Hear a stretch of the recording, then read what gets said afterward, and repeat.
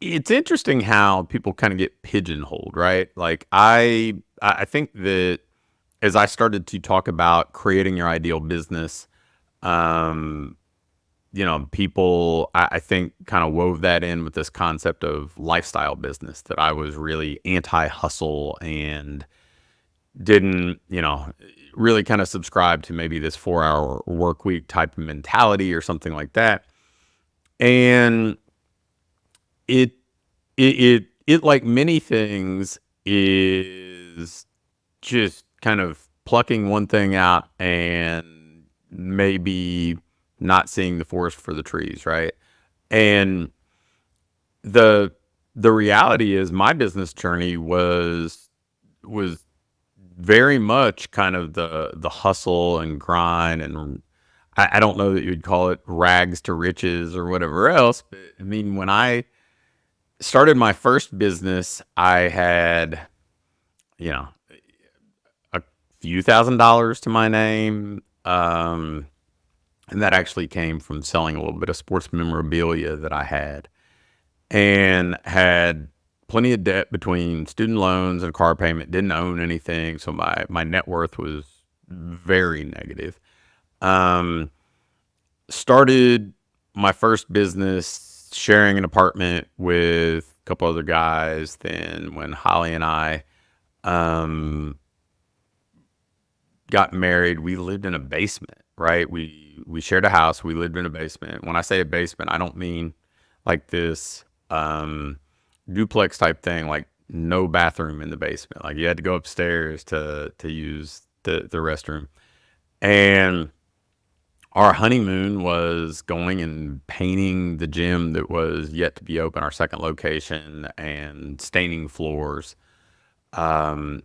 I mean, I recall very vividly not having enough money when gas prices were high to feel real comfortable driving home and visiting my parents who live like 3 hours away, and not feeling like I had enough money to go buy amusement park tickets for to take our then family of three to a regional amusement park to like Kings Island. I'm not talking about like Disney or Universal or something like that. And and working, you know, from well before sun up many days to as long as there were people in the gym, and sometimes that it's 9:30 at night, and doing it day after day, and that was just part of it, right? Like that was the early stage of this. And a separate episode I did about the flywheel effect. I mean, that's very much a very practical look at what my flywheel effect felt like, right? And it was, you know, didn't have much money to speak of, obviously, and started the first training business on a shoestring. And so you make up for it by doing so many things bootstrapped manually. You're out networking because you don't have a big marketing budget. You're following up with people over the phone over and over and over because you don't have some sort of tech automations in place to do it. You're selling every opportunity you can because every new client is a big deal. That money in the bank really really matters in that moment. And and I think that uh, without that, then you don't ever get to the ideal business. And so many people that I talk to, they want to have their ideal business without earning their ideal business. They don't want to do the work on the front end. They don't want to do the building. They just want to move in, right? They just want to arrive at that place, and it's like the keys in hand, walking into their brand new home, this new ideal business. And man, it's something you've got to build. And in hindsight, all of that stuff, it makes for a good story. I'm very nostalgic about it, though there were plenty of times that it wasn't all that fun in the moment. You live in a basement and there's a little bit of water that comes in the basement that obviously creates some problems.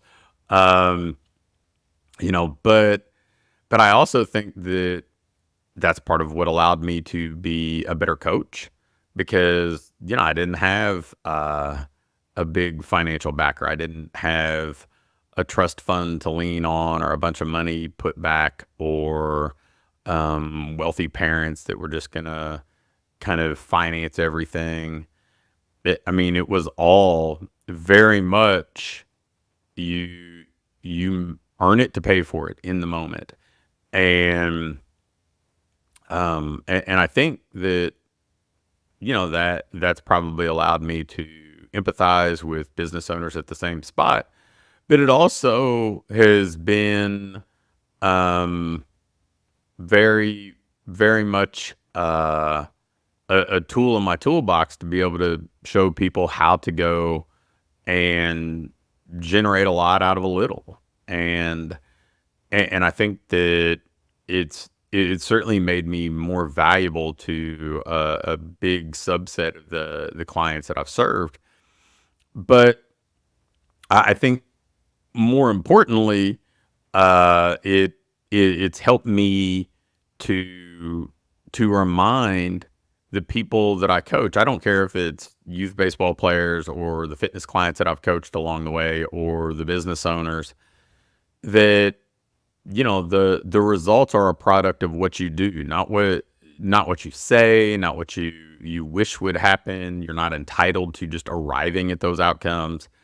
You have to do some work, and in the beginning, the rewards probably are not as immediate or as grand as you hope. But if you're willing to stay the course, that's the foundation of all the bigger things that you're going to have. So if you're at that stage, um, lean into it. Know that if you stay the course and you persevere and you focus on the fundamentals and don't get caught up chasing shiny objects, that the work will compound and the momentum will come. But momentum comes from the work that you do. You don't get momentum, and then that is what creates the work. It's just not how things happen.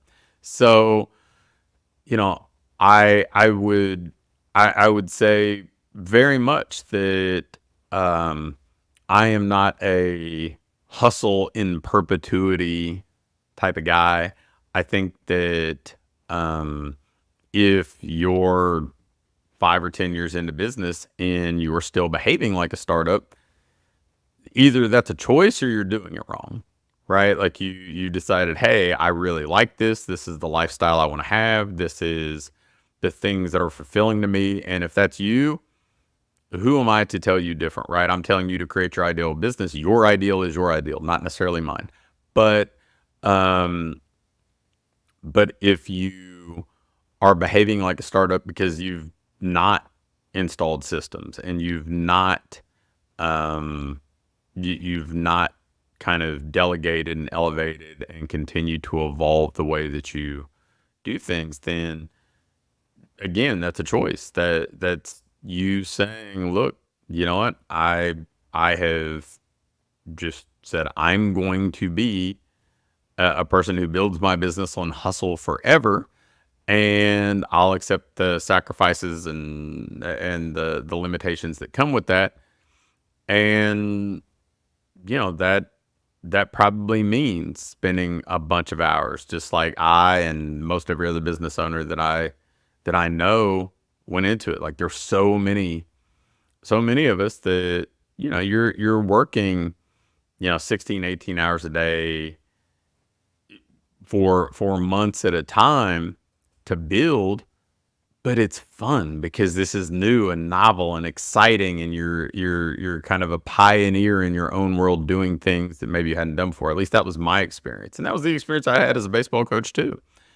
And but I don't think for me that would have been sustainable. I my priorities evolved with kids, and I wanted to have time to spend with them. So that was the origin of this whole concept of creating your ideal business. But you know, the hustle came first. The work, the setting the foundation, the the commitment to you know creating the right systems and optimizing them, to hiring the right people, to building um, a brand, if you will, where you've got connections in the marketplace. You you go out and try to build a reputation by doing good work. I mean, all that stuff is a lot of work in the beginning, but then eventually it starts to create that flywheel effect, and you have that momentum later on. So so if uh, if you're somebody who's very much in the Gary Vaynerchuk kind of school of, hey, I'm just going to hustle and barely know my kids' names, that's up to you. And if you're on the flip side and the whole lifestyle business is what you want, I would just caution you that I've yet to meet anybody who just got to have that ideal business, that lifestyle business, that 4-hour work week or even 4-hour work day without earning it on the front end. So you're going to hustle at some point. How long you hustle is entirely your choice.